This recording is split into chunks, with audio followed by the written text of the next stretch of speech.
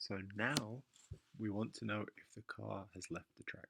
Because if the car leaves the track in my game now, we go forwards and nothing happens. But we want to make sure our player stays on the track. So let's see. When clicked in a forever loop, what do we want? So if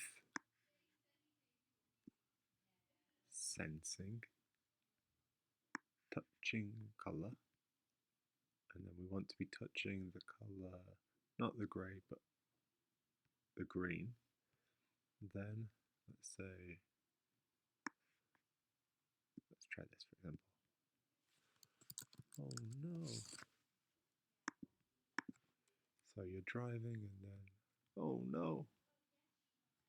If you're on the green, it will tell you that.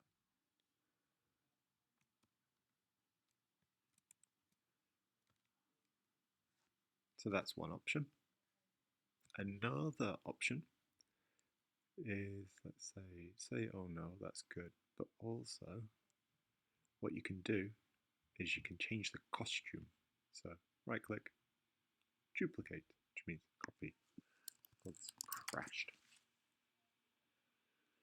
So using the select tool, maybe the car bit goes there.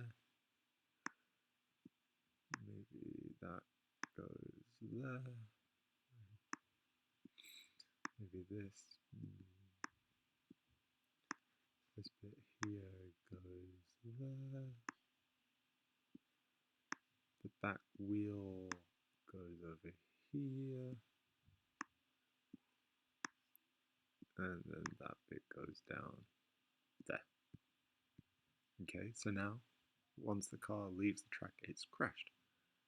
So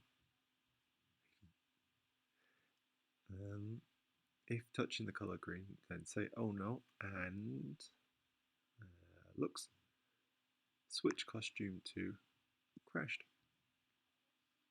And if we're doing that, we also need, when the game starts, switch costume to the normal one. So click green. You're driving it. Oh no, crash. That's okay, but I think we'll change it so it does it and then it says oh no. So let's try that.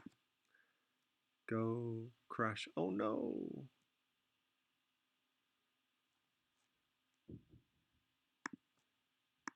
Try again.